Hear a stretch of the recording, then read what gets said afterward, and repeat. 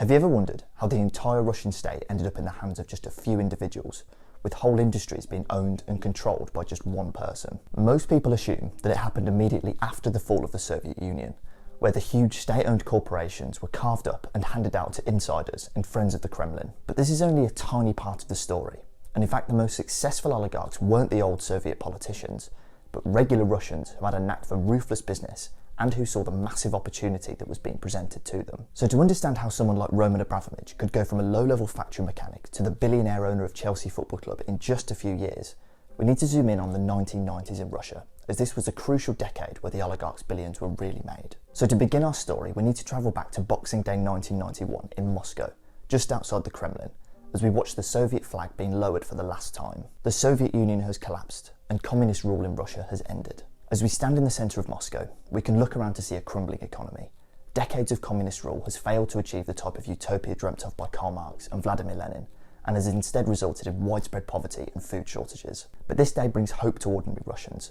We can look around to see thousands of people lining the streets of Moscow to wave goodbye to communist rule and to welcome in a new leader by the name of Boris Yeltsin, a larger-than-life figure who promises to end the country's economic woes by leading Russia into a new era of openness and capitalism. Yeltsin promises to smash the old communist economic system through a process known as economic shock therapy, which aims to transform the Russian economy to an open and free market capitalist system as quickly as possible. Transitioning to a capitalist system would be a massive change.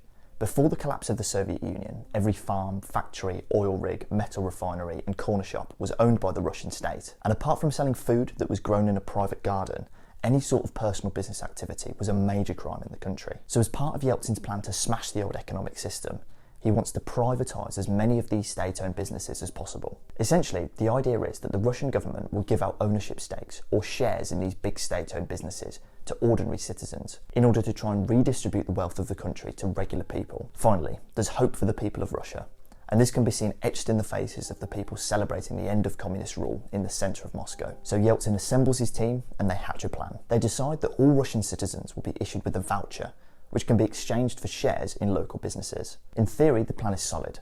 All citizens get an equal chance to acquire ownership stakes in Russian businesses.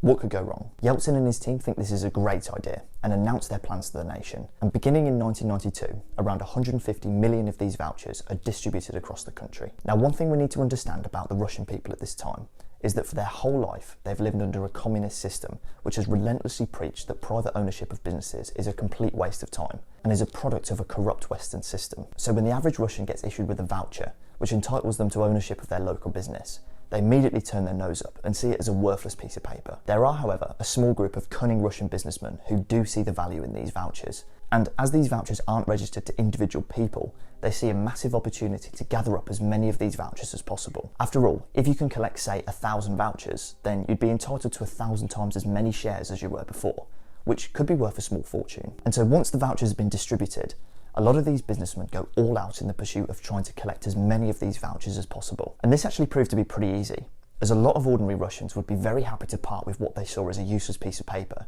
for simply a bag of food or a bottle of vodka. In other cases, these businessmen would set up scams and pyramid schemes to try and convince people to hand over their vouchers with the promise of big future returns. Adverts would be run showing the beach holidays that they'd be going on once the returns were delivered, only for the scheme organisers to pack up and run away with the vouchers. So after just a few months, very few people in Russia have held on to their individual vouchers, and most have been concentrated in the hands of these businessmen, who now have thousands and thousands of vouchers and are entitled to millions of dollars worth of shares. So as we can see, Yeltsin's voucher scheme hasn't gone to plan at all. The average Russian is no better off, and a small group of ruthless businessmen has been allowed to loot the country's assets and line their own pockets at the expense of everyone else. But although the voucher scheme did work to concentrate a lot of Russia's wealth in the hands of a small group of people, and it's where people like Roman Abramovich and Mikhail Khodorkovsky began their journey, it didn't create the elite class of multi-billionaire oligarchs like we see today. For that, we need to turn our attention back to the centre of power in Moscow with Boris Yeltsin, who by the mid-1990s is proving to be a pretty useless leader. Not only has his voucher scheme failed miserably to redistribute the country's wealth,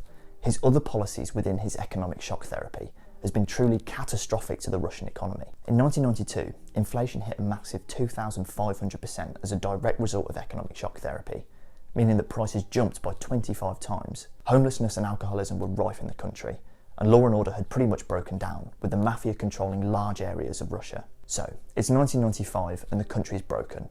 The government is running massive budget deficits, and the hope that existed when the Soviet Union fell has all but evaporated, with Yeltsin standing as a failed leader. As the presidential election of 1996 looms, it looks pretty hopeless for Yeltsin, who's run out of both public support and money. But he's not going to give up that easily.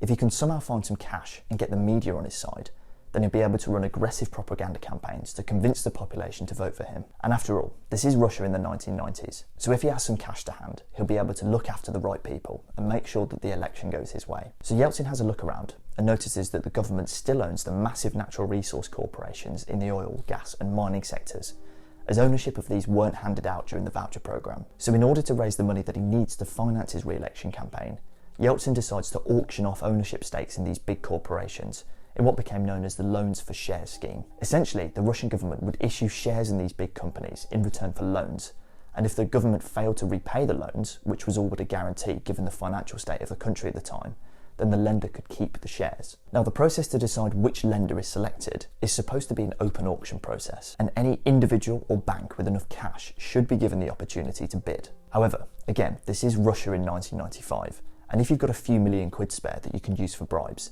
then you can really make things go in your favour. So it's no surprise that the news of the scheme really grabs the attention of the businessmen who'd previously made some decent money through the voucher scheme, as they sense a massive opportunity to get hold of these huge oil and gas corporations. Enter back Roman Abramovich and his associate Boris Berezovsky, who set their sights on Sibneft, one of Russia's largest oil producers. In 1995, the two partners acquire a controlling stake in the company, in what was almost definitely a rigged auction. Abramovich and Berezovsky paid $100 million each for Sibneft, which, considering that its true value was around $3 billion at the time, was the bargain of the century. Many other auctions like this happened around the same time. For example, Mikhail Khodorkovsky managed to acquire Yukos, another massive oil producer, for a little over $350 million when its true value was likely above $10 billion. This deal made him by far the richest man in Russia, and in 2003, Forbes had listed him as the 16th richest man in the world, which goes to show just how lucrative these deals were for these businessmen. So it was this loans for share scheme in 1995 which really enabled the oligarchs to make their billions, as it gave them the opportunity to acquire some of Russia's biggest corporations for a fraction of their value. And as far as Boris Yeltsin was concerned, the loans for share scheme was an overwhelming success, as the proceeds enabled him to finance his 1996 re-election campaign, which eventually led to his victory. Only now he owed his presidential status to a small group of super powerful oligarchs who controlled some of the country's most valuable assets. And this gave the oligarchs huge sway over the country's politics and allowed them to extract even more value by doing things like suppressing competition and startups in the industries that they control. So essentially what we've seen is that between 1991 and 1996, the Russian state has been looted by a small group of cunning and opportunistic businessmen who were prepared to cozy up to the incompetent and buffoonish figure of Boris Yeltsin and his team. The hope that existed for ordinary Russians to improve their living standards in 1991 had been overwhelmingly extinguished, and by the late 90s, nearly 70% of the Russian population find themselves living below the poverty line, all while a small handful of ruthless businessmen enjoy summers in the Mediterranean on their $100 million super yachts. For a state that was built on the Marxist ideals of sharing our country's wealth across all citizens, regardless of class or political connections, Russia found itself as a tragic parody of this very ideal, as over the course of just a few years, the nation's wealth became concentrated in the hands of a very well-connected few, while the rest of the population suffered from poverty, unemployment, depression and alcoholism. It's no surprise then that in modern times, Boris Yeltsin is viewed with strong contempt by most ordinary Russians, as he's the man who oversaw and enabled the country to be divided up and dished out to those who could be the most cunning and most opportunistic, all while leaving ordinary Russians out in the rain. And understanding this actually helps us to understand why someone like Vladimir Putin is still viewed pretty positively within Russia, despite all that he's done, as he's the man who took control of the country, put the oligarchs in their place, and oversaw vast improvements in living standards across the country. If you enjoyed this video, please leave me a like and subscribe to the channel, and leave me a comment below. I'd be interested to hear your thoughts. Thanks for watching.